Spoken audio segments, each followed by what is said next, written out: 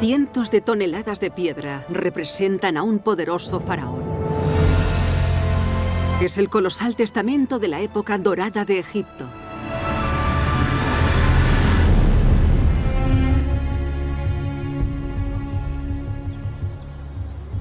Creo que es aquí, a los pies de los colosos de Menón, donde uno puede hacerse una idea de quién fue Amenofis III.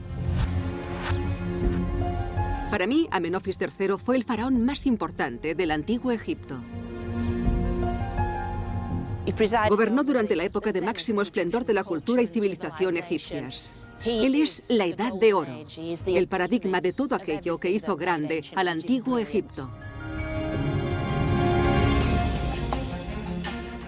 El ascenso de esta gran civilización vino impulsado por su extraordinario sistema de creencias,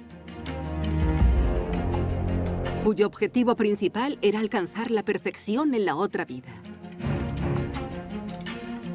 Capaz de resistir a desastres y épocas más oscuras. Para resurgir como el imperio más poderoso del mundo antiguo.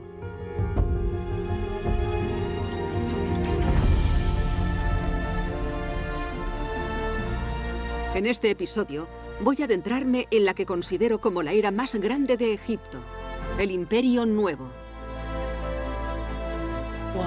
Impresionante, qué maravilla de cámara.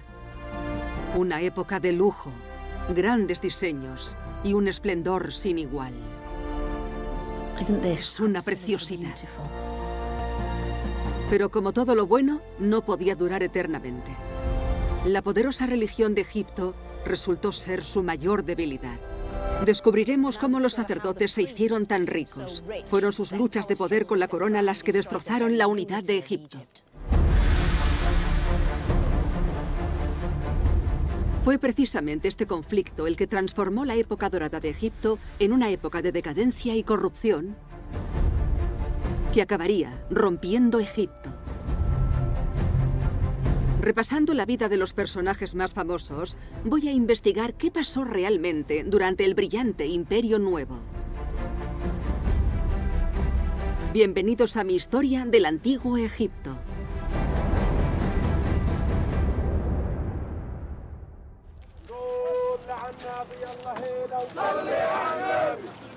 El Imperio Nuevo, hace casi más de 3000 años.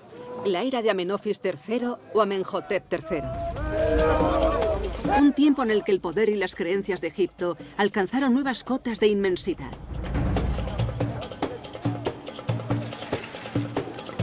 Me he unido a un equipo internacional de arqueólogos que están excavando en uno de los vastos monumentos que creó Amenofis, su templo funerario. Estar aquí te permite entender cómo era este lugar hace 3500 años, cuando todavía estaba en construcción, más o menos como ahora. Estatuas por todas partes y la imagen de Amenofis III representada cientos de veces. Los arqueólogos realizan un minucioso trabajo de unir todas las piezas. La historia surge literalmente del suelo, pieza a pieza. En la época de las pirámides, las tumbas reales y los templos funerarios formaban un único complejo. Sin embargo, 1300 años después, empezaron a construirse por separado, como muestra de una nueva era de opulencia. Este fue el sello insignia de la mayor dinastía de todas, la 28ª, la era de Amenofis III. Durante siglos, los únicos restos visibles del templo funerario de Amenofis fueron estas dos estatuas colosales. Ahora, la doctora Yurik Sorusian y su equipo de arqueólogos están trabajando para revelar por completo el esplendor de este majestuoso monumento. Tócalo. Parece cristal. Sí. Con una superficie de casi 35.000 metros cuadrados, no se trataba de una tumba como las pirámides, sino de un enorme complejo, el mayor templo funerario jamás creado. Es enorme. Es increíble. Este es solo el templo más grande, el templo principal.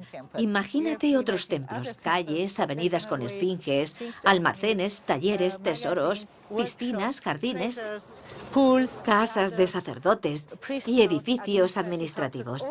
Todo conformaba una gran ciudad dentro de la capital. Es de un tamaño sobrecogedor. Sí, ya lo creo.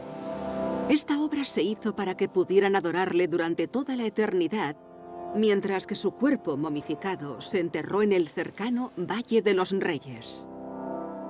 En vida, el templo contaba con un grupo permanente de sacerdotes, todos ellos gobernados por el faraón.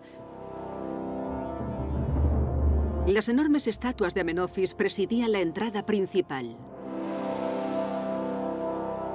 A continuación, se alzaba un segundo par, y después un tercero. La imagen de Amenofis se repetía a lo largo del complejo.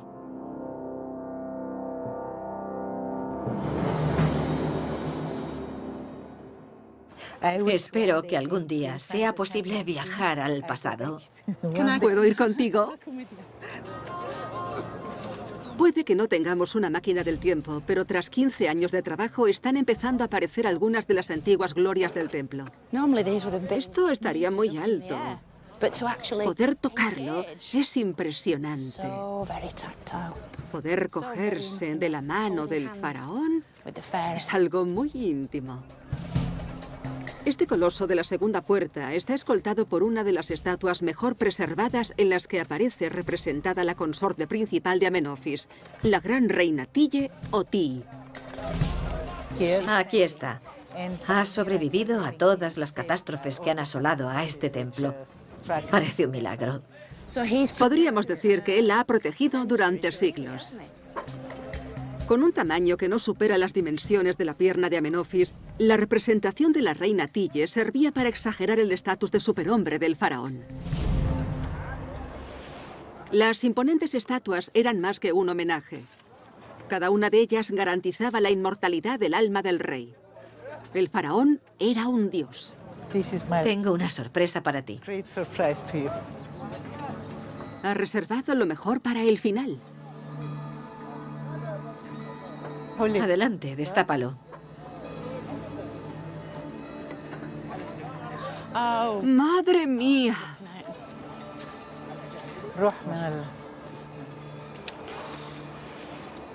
Se trata de la cabeza de Amenofis, que mide 3 metros y está tallada en el mejor de los alabastros.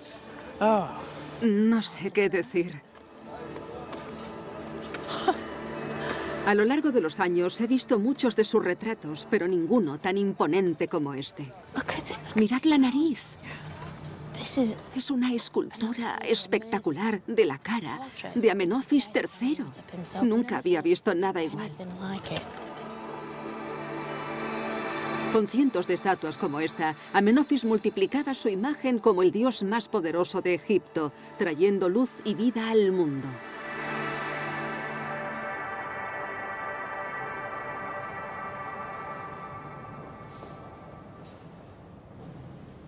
Porque la persona que controlaba la religión en Egipto, controlaba Egipto. Y con ello, una gran cantidad de riqueza. Amenofis iba cubierto de oro de los pies a la cabeza. Además, regalaba oro a sus cortesanos, pero también lo usaba como arma diplomática.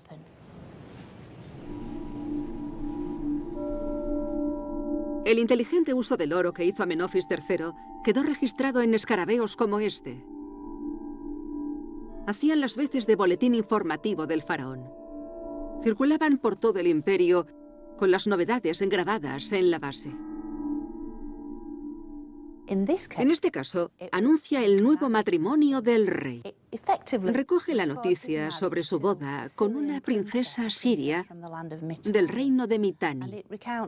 Cuenta que el faraón envió oro al padre de la princesa y este, a cambio, ofreció la mano de una de sus hijas al faraón, como una especie de novia por correo. Su nombre era Kiluipa.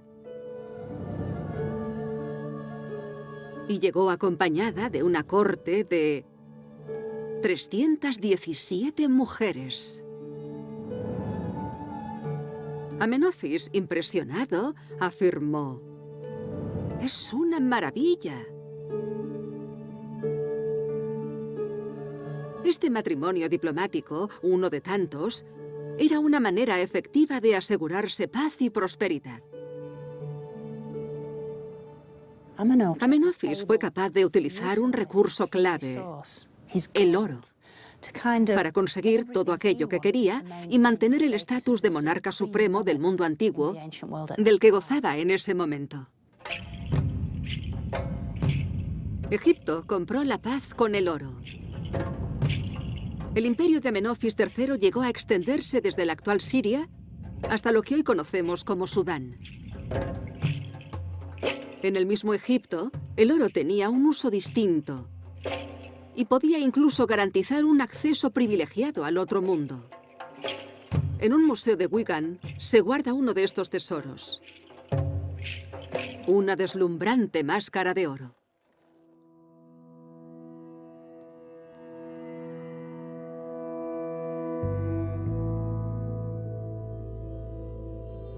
Formaba parte de un ataúd para una mujer, por lo que se plasmaron sus rasgos faciales para que la reconocieran en el otro mundo. Es una preciosidad.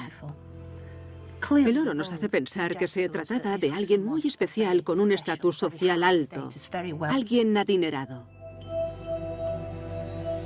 Nunca podremos saber su nombre, pero lo que está claro es que se gastó una fortuna en prepararse para la otra vida. Cubierta por pan de oro, nos mira con ojos de alabastro y obsidiana negra. Nos permite adentrarnos en su mundo, en su forma de pensar. Porque, a pesar de que la máscara sea una preciosidad, estaba enterrada en una tumba, enterrada en un agujero en el suelo.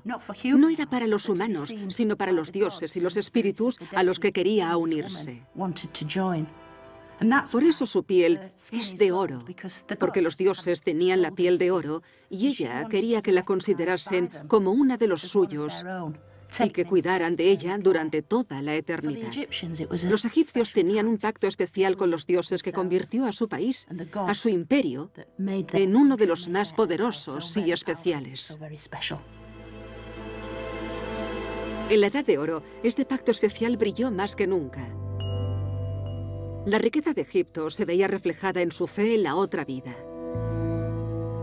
El aumento de la cantidad de oro que acompañaba a las momias reales provocó que las tumbas tuvieran que ser lugares seguros a toda costa.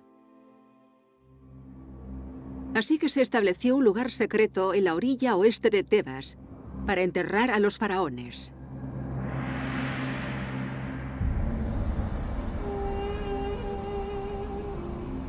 El Valle de los Reyes.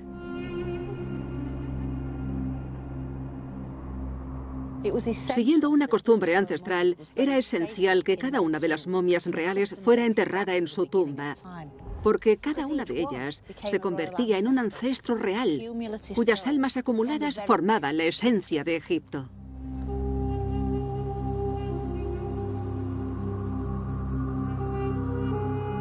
Las tumbas reales ya habían sido profanadas en alguna ocasión, rompiendo así el vínculo espiritual que unía a Egipto con sus ancestros.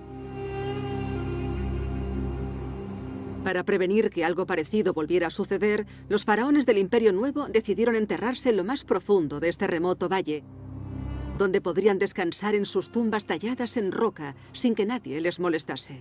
Así fue como se convirtió en el lugar más sagrado de Egipto.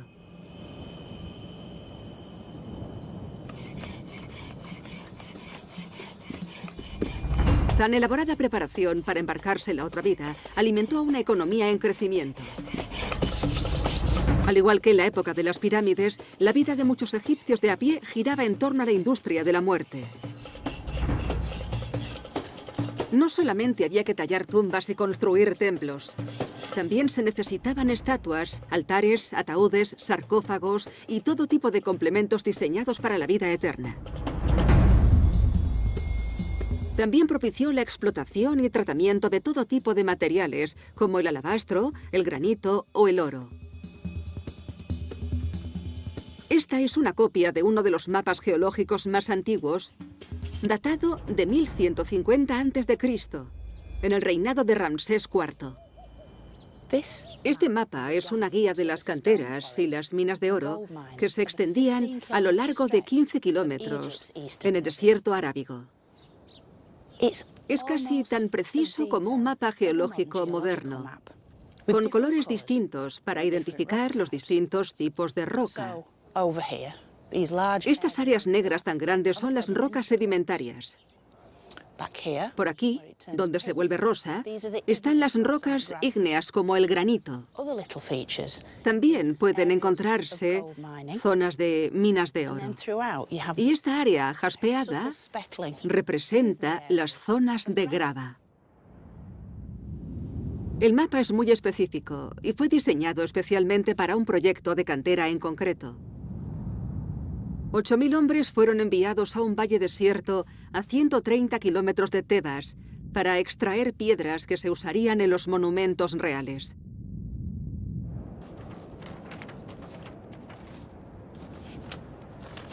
Pero lo que hace especial a este mapa es que nos lleva hasta la gente normal que trabajaba para el faraón construyendo tumbas en el Valle de los Reyes. Fue descubierto por unos arqueólogos en Deir el Medina, un asentamiento que nació para acoger a los constructores de tumbas, arquitectos, artistas y escribas, así como a sus familias. Fue un lugar lleno de vida, niños jugando en las calles, entregas de pedidos y los colores, sonidos y olores de la vida cotidiana. El que diseñó el mapa fue uno de los trabajadores que vivían aquí. Hoy en día conocemos la identidad del diseñador del mapa, el escriba Amenak. Su distintiva escritura es ampliamente conocida gracias a otros trabajos literarios como poemas, plegarias, mapas o planos de tumbas. Y hay una pequeña inscripción con su nombre tallado, por lo que sabíamos dónde vivía. Amenak vivía aquí. Esta era la casa del escriba.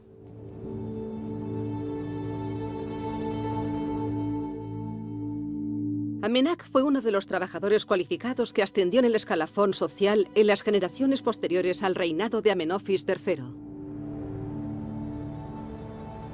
Se convirtió en el escriba jefe de su pueblo, así que fue un hombre muy importante.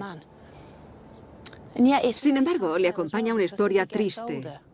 A medida que iba haciéndose mayor, la vista empezó a fallarle. Sabemos esto porque se ha encontrado una plegaria donde le hace una petición muy personal a la diosa local, Meretseger, que vivía en lo alto de esta montaña.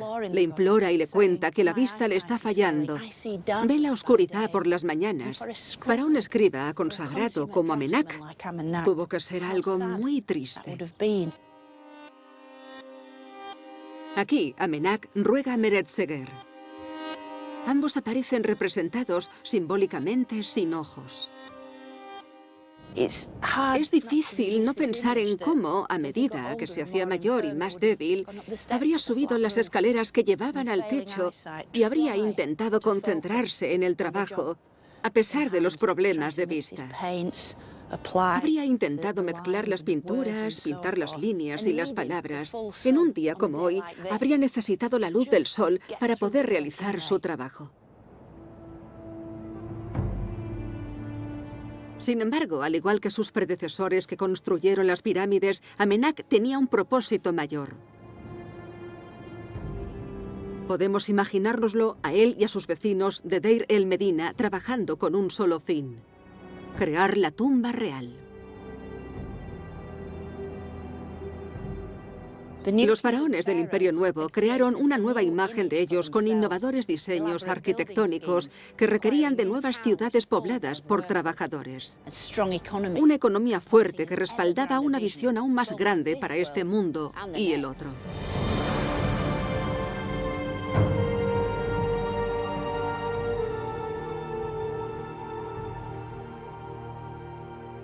Pero las creencias religiosas que habían encumbrado a Egipto hasta alcanzar el cenit también suponían una seria amenaza. En el Imperio Nuevo, la mayoría del Estado se concentraba en Tebas. El lado oeste de la ciudad estaba consagrado principalmente a la ciudad de los muertos, mientras que en el lado este se concentraba la mayoría de la población y era el lugar donde se encontraba el templo principal de Egipto, Karnak.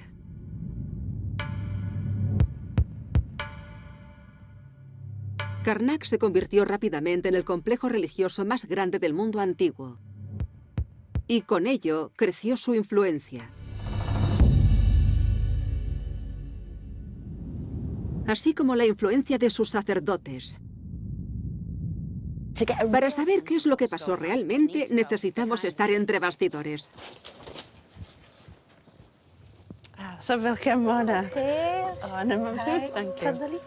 He conseguido recorrer este antiguo pasadizo al que solo tenía acceso el clero de Karnak.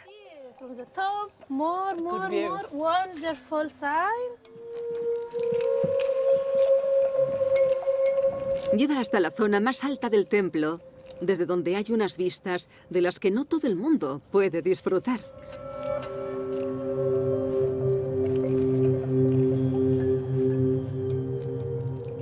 Fijaos, aquí caben Notre Dame y la Catedral de San Pablo. Y aún así sobraría espacio. Es inmenso. Karnak acoge una serie de capillas, altares y zonas sagradas dentro de un área de más de 100 hectáreas.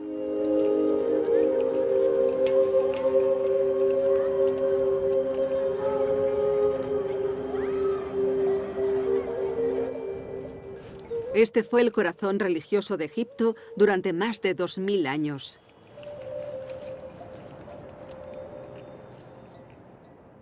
Karnak es tan vasto porque todos los faraones invirtieron gran parte de su fortuna en este templo. El oro y los botines de guerra llenaban los cofres del templo. Además, cada faraón quería construir sus propias estancias, altares y obeliscos para superar a sus predecesores. Todo ello dedicado a la gloria de Amón, el dios supremo de Karnak. A lo largo de los siglos, Amón pasó de ser un dios tebano local a convertirse en la deidad principal de Egipto. La nación giraba en torno a él. Todos los faraones tenían que contentar a Amón, ofreciéndole sus riquezas y atendiendo a todas sus necesidades. Este privilegio recaía sobre el sumo sacerdote de Karnak y se llevaba a cabo en el santuario interior del templo. Ceremonias secretas a las que solamente podía asistir la realeza. Estamos en el corazón del templo de Karnak. Aquí es donde vivía el dios, justo dentro de esta estatua. La estatua original no era mucho más grande que esta. Estaba hecha de oro puro y se conservaba en un pequeño altar dorado cerrado por 2 puertecitas. Cada mañana el sacerdote supremo entraba a despertar al espíritu del dios. Lo saludaba, lo limpiaba, lo bañaba en perfume, lo maquillaba, lo vestía con distintas prendas de lino y finalmente ponía pequeñas joyas a la estatua. De este modo, el dios podía empezar a disfrutar del día. A diario agasajaban a Amón con los mejores platos. Carne asada, pan, fruta y verduras, acompañadas por vino y cerveza.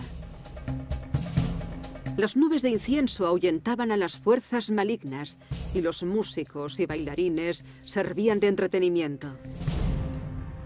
Al tener contenta a la deidad más poderosa, creían que ésta traería agua al Nilo todos los años, haría que el sol saliese cada mañana y conservaría el estatus supremo de Egipto.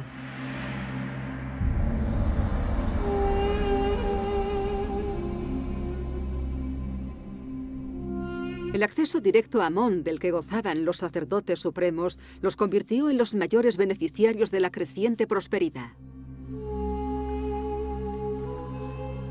Este tranquilo lugar es donde los clérigos, tanto hombres como mujeres, se bañaban 2 veces todos los días para conservar su pureza ante los dioses.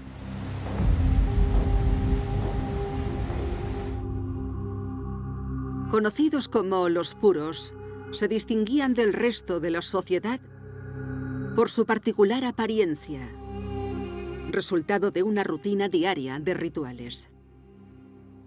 Parte de este ritual de pureza incluía el uso diario de una serie de instrumentos para cambiar su aspecto.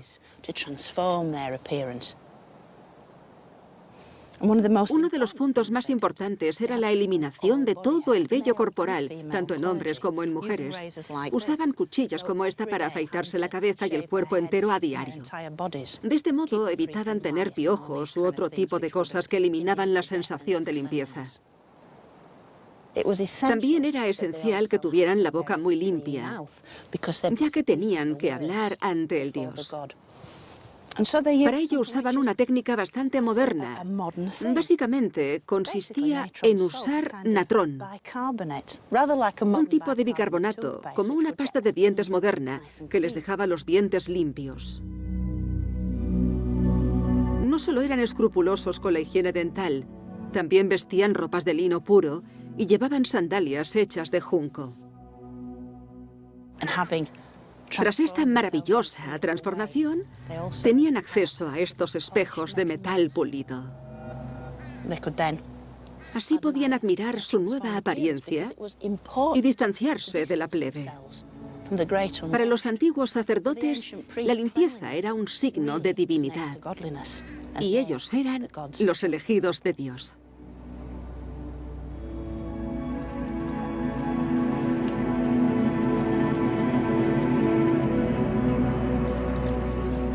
A medida que aumentaba la riqueza y el poder de los sacerdotes de Karnak, su autoridad sobre Egipto empezó a rivalizar con la del faraón. Los sacerdotes de Karnak tenían una influencia trascendental y estaban activos tanto de día como de noche. Uno de estos sacerdotes fue Nak.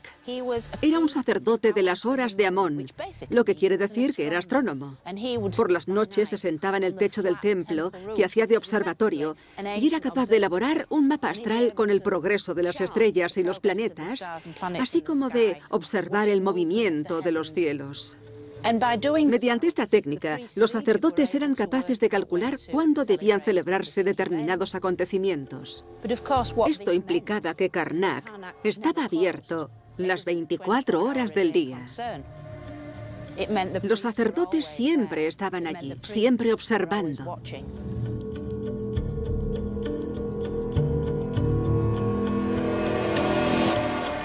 Consciente de la potencial amenaza que suponían los sacerdotes de Karnak, Amenofis III introdujo a sus familiares en el templo para asegurarse su lealtad.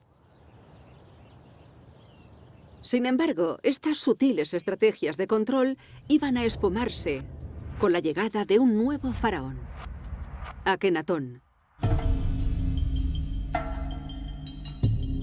hijo y heredero de Amenofis. A diferencia de su padre, Akenatón no era precisamente muy diplomático. Su ferviente ambición pronto sumergiría a Egipto en una época de extremismo político y religioso.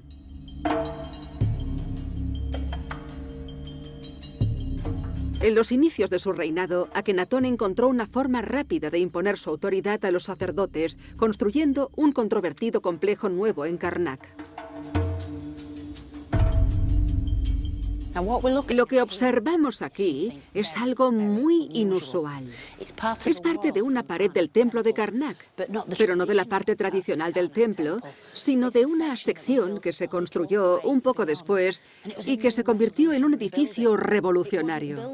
No se construyó usando grandes bloques monolíticos de piedra, como es el caso de la parte original, sino que se utilizaron bloques más pequeños y fáciles de manejar. Pero lo más impactante de todo fueron las imágenes representadas en el nuevo templo. Akenatón había empezado a desmantelar la religión tradicional de Egipto, sustituyendo a las numerosas deidades por un solo dios. Si nos fijamos, las imágenes no tienen nada que ver con las anteriores. Amón no aparece por ninguna parte. El dios de Karnak no aparece representado en su propio templo. El dios que se muestra aquí es una forma del dios del sol llamada Atón. Se pueden apreciar los múltiples rayos descendiendo hasta convertirse en unas manos humanas que dan su bendición a la figura central, que no es precisamente el sacerdote supremo de Amón. Los sacerdotes de Amón habían perdido el control de Karnak. El propio Amón había sido reemplazado por el dios del sol Atón. De hecho, la vida en Egipto había cambiado por completo. Antes los cortesanos hacían una reverencia ante el monarca, pero eran otros tiempos. Esta gente tiene la cara casi hundida en el suelo. Están tumbados, postrados ante el faraón. Este hecho marcó el comienzo de una nueva era. Fue una época en la que solamente era posible comunicarse con Dios a través de sus intermediarios. Los monarcas gemelos Akenatón y su esposa y cogobernante Nefertiti. Cuando los sacerdotes protestaron, la pareja real cerró Karnak, echó a los sacerdotes y se apoderó de los tesoros. Después trasladaron a toda su corte a 400 kilómetros al norte de Tebas. Y en menos de 10 años construyeron una ciudad nueva.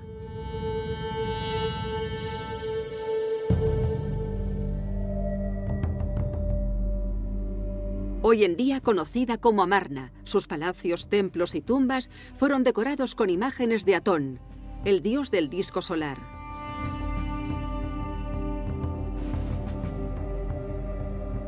Nada quedó de la variedad de dioses a los que adorar. Ahora solamente se adoraba al sol, con himnos, plegarias y ofrendas extremadamente abundantes.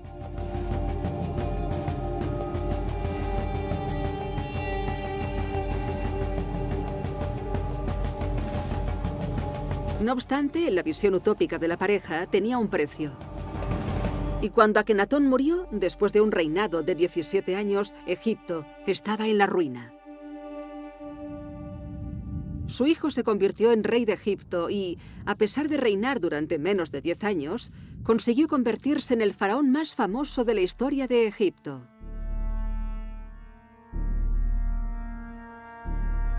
Tutankamón. La tumba de Tutankamón, descubierta por Howard Carter en 1922, es el mayor descubrimiento arqueológico de todos los tiempos. La máscara de Tutankamón es el paradigma del antiguo Egipto. Aunque nos resulte tan familiar, como la mayoría de las tumbas, guarda un antiguo secreto.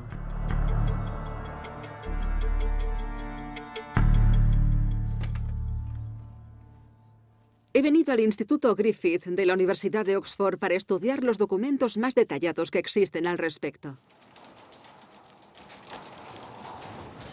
En el primer estante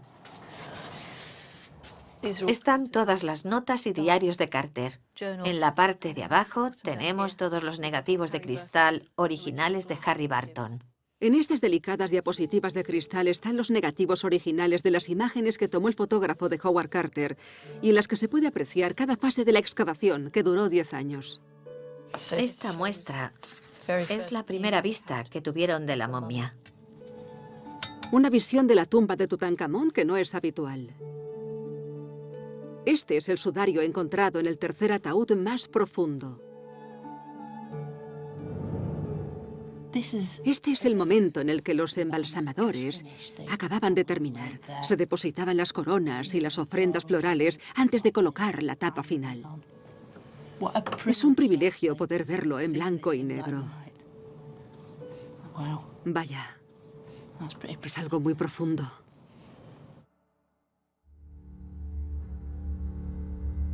A pesar de su legendaria riqueza, Tutankamón fue un faraón insignificante en vida. Su prematura muerte, después de reinar durante solo una década, ofreció a los sacerdotes de Karnak la oportunidad perfecta para borrar todo rastro de Akenatón, Nefertiti y del período amarniense.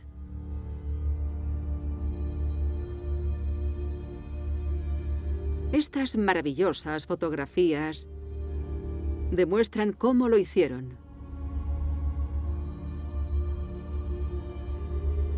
En su famoso trono de oro, Tutankamón aparece representado junto a su esposa Angesenamón. Pero no es oro todo lo que reluce, tal y como demuestran estudios recientes. Si observamos la parte trasera de la cabeza de la reina, ha habido un ligero corte justo donde estaba la peluca original. Ocurre lo mismo con la corona de Tutankamón. Aquí hay un añadido. Detalles como estos nos proporcionan pistas, puesto que los aderezos de la cabeza y las joyas eran cruciales para identificar a los miembros de la realeza. Al alterar las imágenes, habían personalizado el trono para Tutankamón. Sin embargo, la característica que nos revela a quién perteneció este trono realmente es la deidad que aparece encima del rey y la reina. Aunque hay referencias a Amón, es Atón el que emerge como figura central del trono, lo que convierte a esta pieza en un trono del periodo amarniense. Parece ser que las figuras que representan a Tutankamón y a su mujer en realidad eran Akenatón y Nefertiti.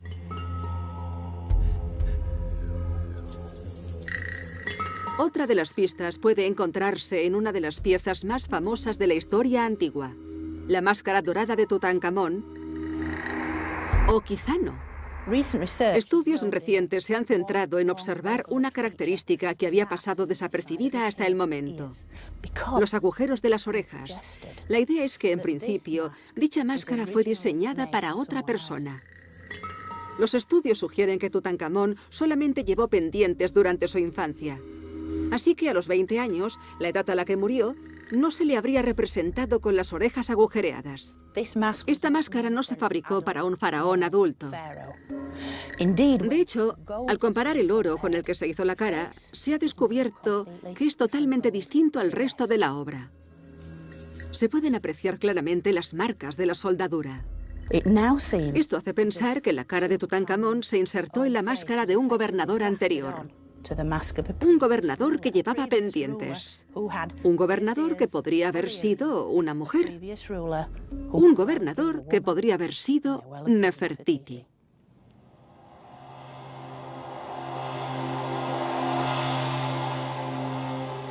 De hecho, se estima que alrededor del 80% de los objetos encontrados en la tumba de Tutankamón pertenecieron bien a Akenatón o bien a Nefertiti.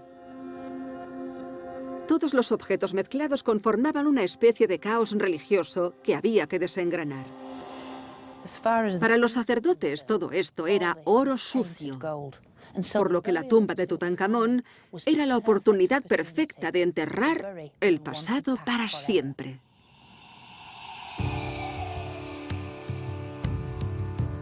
La ciudad de Amarna fue abandonada y demolida, así como la memoria de todo aquello que representaba. La religión volvió a instalarse en el Estado. Los sacerdotes recuperaron sus puestos en Karnak.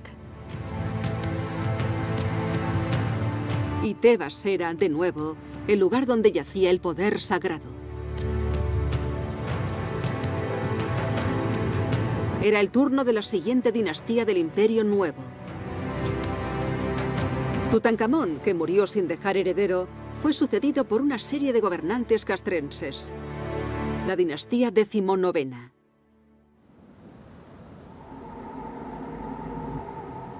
La nueva dinastía no contaba con ancestros reales directos, por lo que necesitaba reconectar con el pasado ilustre de Egipto. Se reinstauraron las creencias tradicionales bajo la dirección de uno de los gobernantes más influyentes, Seti I, cuya tumba en el Valle de los Reyes es la más grande de las que se pueden encontrar aquí. Actualmente está cerrada al público, pero me han concedido un permiso especial para explorar este espectacular laberinto. La tumba nos invita a adentrarnos en las profundidades, nos atrae hacia el inframundo y la oscuridad. Es una tumba verdaderamente profunda. Los 174 metros de pasillos y cámaras que la conforman se esculpieron a mano. Y se cubrieron de arriba abajo con escenas realmente espectaculares. Vaya, esta cámara es asombrosa. Está completamente cubierta de titilantes estrellas doradas. Las paredes de la tumba de Seti muestran un mensaje claro: el retorno de las deidades tradicionales en toda su gloria.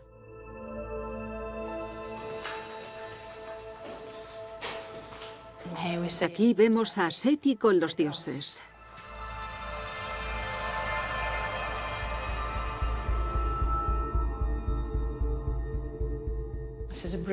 Es una cámara magnífica.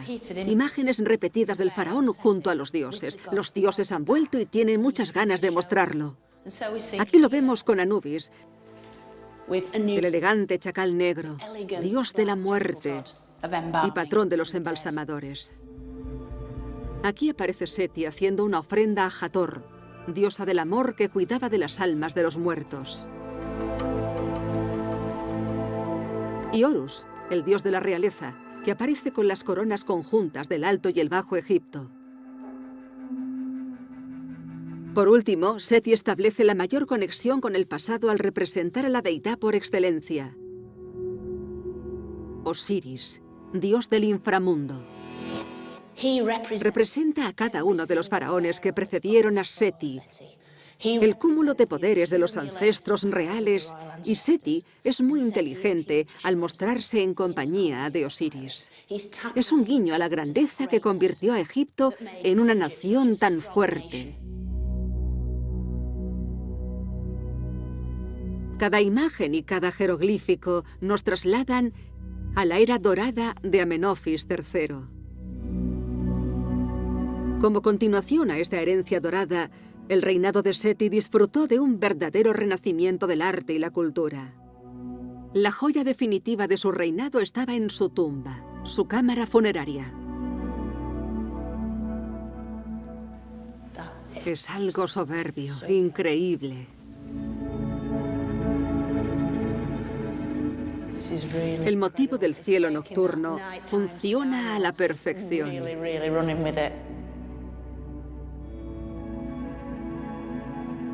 Este es el cielo visto a través de los ojos de los sacerdotes astrónomos.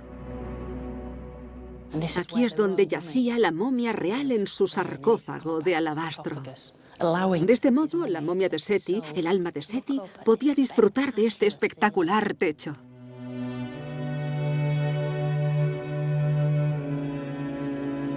El sistema egipcio de creencias tradicionales cubre todas las superficies.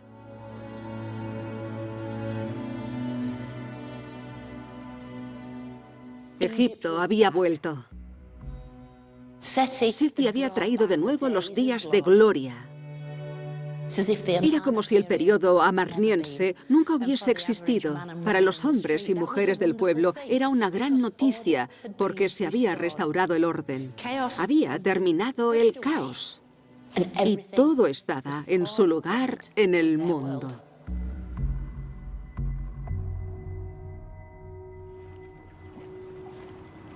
La Edad de Oro se había restaurado. Y no solo para los grandiosos faraones, sus gloriosas tumbas y enormes monumentos, también para la mayoría de la población de Egipto,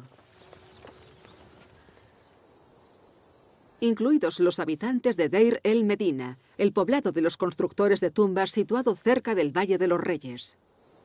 A las afueras del poblado había un gran hoyo, el vertedero. En él se han encontrado cientos de miles de piezas de cerámica y piedra, cubiertas de imágenes y palabras.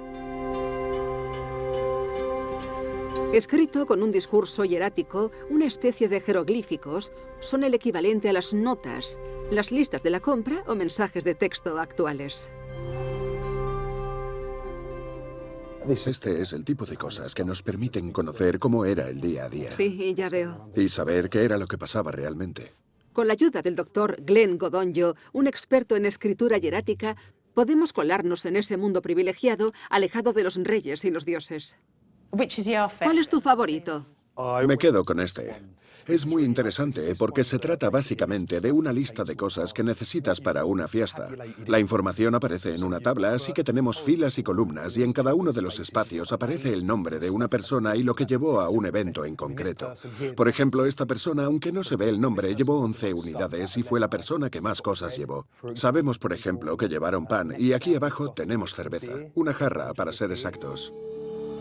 Además de la cerveza y el pan, aparecen registrados alimentos para darse un verdadero festín. 20 piezas de fruta, una jarra llena de alubias, pescado, carne e incluso tarta. Lo que más me gusta de todo esto es la idea de la comunidad reuniéndose. Hace que podamos identificarnos con los antiguos egipcios y los convierte en algo más real. A todo el mundo le gustan las fiestas, pero no toda la vida es fiesta, y la gente pasa por épocas duras. Este fragmento empieza con la historia de una ruptura. Jesisunebez se ha divorciado de la señorita Hel. A continuación se desarrolla una tierna historia de apoyo por parte del anónimo autor. Da la impresión de que quería cuidar de Hel. El texto cuenta que el autor se pasó 3 años dándole una medida de farro al mes. Pero la cosa no termina ahí. Ella le da una faja al autor y le dice que vaya a venderla a la orilla del río, que es donde estaba el mercado. A cambio de esto, le pide una medida de farro.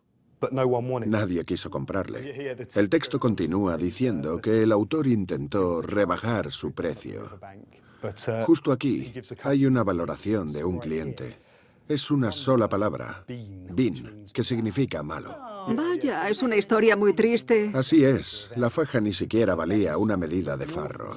Es algo triste, pero el autor es tan buena persona que termina por comprársela por un precio muy superior a su valor en el mercado. Era un buen hombre. Es una pena que no sepamos su nombre. Sí, la verdad es que es una pena. Por lo menos nos quedan sus palabras. Una de las muchas voces de Deir el Medina que nos llega a través de 3000 años de historia. Nos cuenta los altibajos de la vida, un tema muy familiar, incluso a día de hoy. Para muchos, el Imperio Nuevo fue una época de abundancia, pero no iba a durar mucho más. La era dorada de los ricos faraones se estaba volviendo todavía más superficial.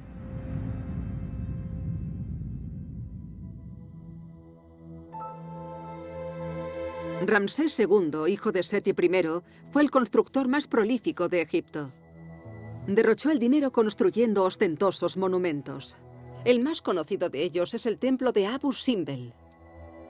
Este tipo de construcciones grandiosas acabaron vaciando las arcas reales, así como el coste de una serie de guerras en el extranjero.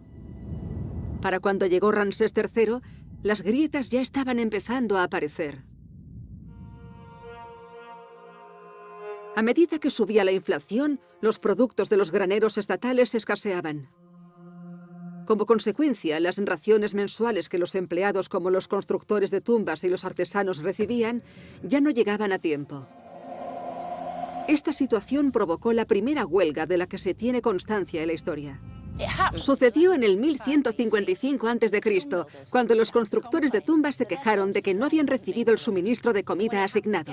Al mes siguiente volvió a pasar lo mismo, así que dejaron las herramientas, marcharon hacia el templo más cercano y gritaron: ¡tenemos hambre! Para asegurarse de que sus quejas fueran escuchadas, organizaron una sentada en el templo.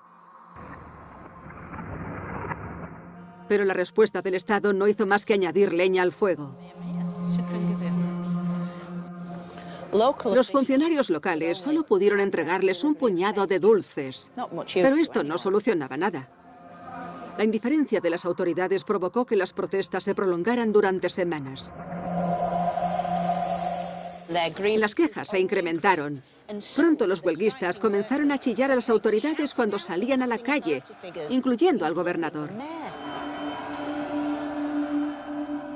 Al final consiguieron acallar las protestas de los trabajadores proporcionándoles lo que pedían justo a tiempo para celebrar el jubileo del faraón sin conflictos. Sin embargo, los huelguistas habían dejado en evidencia el menguante poder de la monarquía. El faraón estaba rodeado por una burocracia corrupta e ineficiente.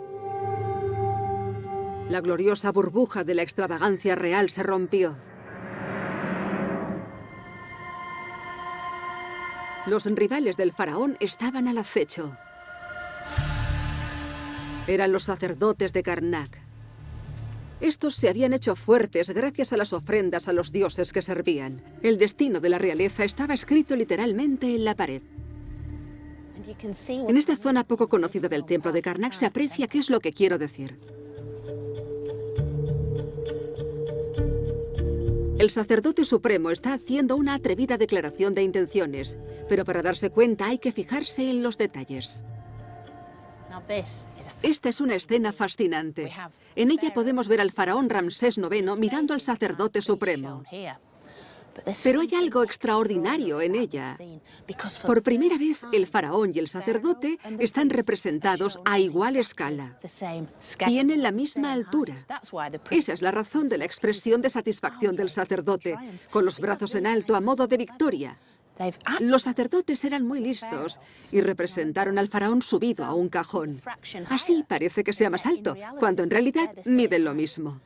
Esto demuestra que los sacerdotes tenían el poder. Básicamente le están diciendo al faraón que son igual de grandes que él y, por lo tanto, igual de importantes.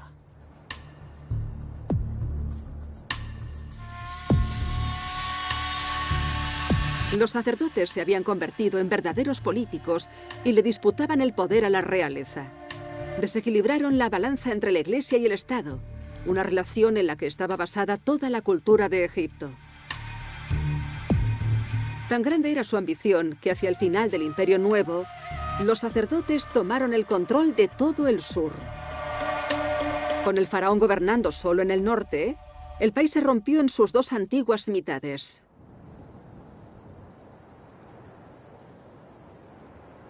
Pero lo peor estaba por llegar.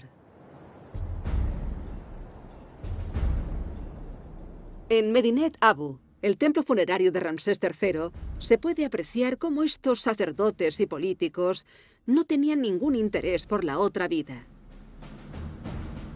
Solamente les importaban el estatus y las riquezas. El inquietante episodio de la historia de Egipto que analizaremos a continuación no solo supuso un desastre para su principal creencia en la otra vida, sino que dejó un tortuoso puzzle que los egiptólogos todavía están intentando resolver. Esta extraordinaria historia no empieza en el templo, sino en una casa construida dentro del recinto. Las corruptas ambiciones de los sacerdotes serían puestas en práctica por el hombre que vivió aquí.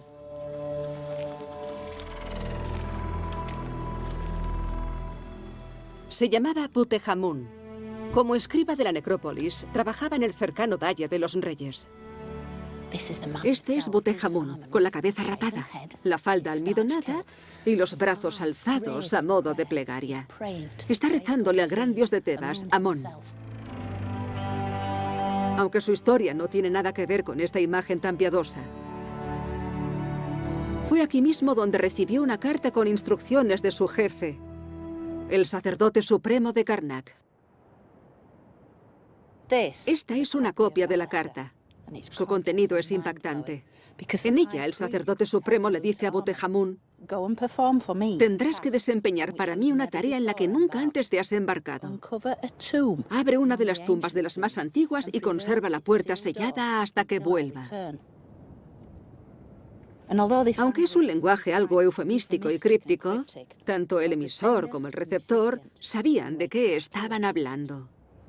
Este acto tendría un gran impacto sobre Egipto. Butehamun fue ascendido. Su nuevo título era el de abridor de las puertas de la necrópolis. Puso rumbo al Valle de los Reyes acompañado por sus hombres. Se llevaron con ellos herramientas y rollos de lino. Su misión no era otra que desmantelar el cementerio real en busca de oro. El objetivo era acumular riquezas.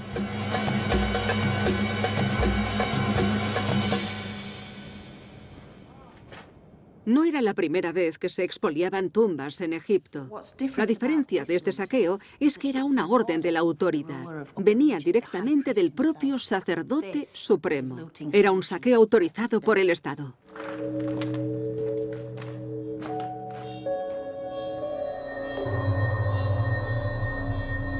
Butejamun conocía el lugar secreto donde se encontraban las tumbas reales, así que empezó con el trabajo de restauración, tal y como lo llamaba él. El tabú definitivo estaba a punto de romperse. Butejamun y sus hombres se pusieron manos a la obra. Rompían el sello de las tumbas reales, levantaban la tapa del sarcófago, sacaban a las momias de sus ataúdes de oro y se disponían a desenvolverlas. Después las despojaban de todas las cosas de valor, máscaras de oro, joyas o amuletos que iban a parar al tesoro del templo. Por último, envolvían de nuevo a las momias en lino y las enterraban todas juntas. Para los sacerdotes necesitados de dinero, las tumbas reales ya no eran inviolables. Simplemente eran una serie de cuerpos que descansaban entre el oro que necesitaban para conseguir sus objetivos políticos. Durante 20 años, este lugar se convirtió en uno de los talleres donde Butejamun se dedicaba a envolver momias. Los arqueólogos han encontrado aquí fragmentos de oro pertenecientes a ataúdes reales, señales de los tesoros perdidos de numerosos faraones.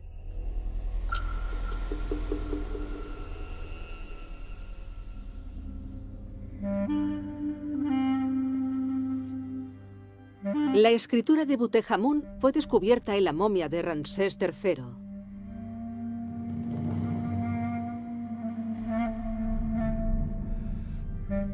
Sin ningún respeto por lo sagrado, volvió a enterrar al gran faraón Amenofis III en el ataúd de Ramsés III y usó la tapa, que no encajaba, del de Setis II.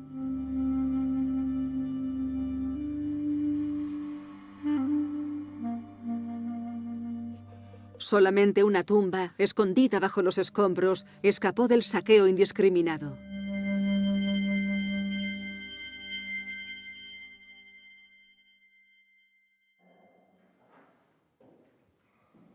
La mayor violación del alma del antiguo Egipto se había completado. Obviamente, los sacerdotes reyes de Karnak habían conseguido lo que siempre habían querido, el poder absoluto. Ya no estaban interesados en los ancestros reales, que suponía una mera fuente de la que robar y enriquecerse. Los devotos se habían vuelto cínicos, y la otra vida no era más que una ilusión.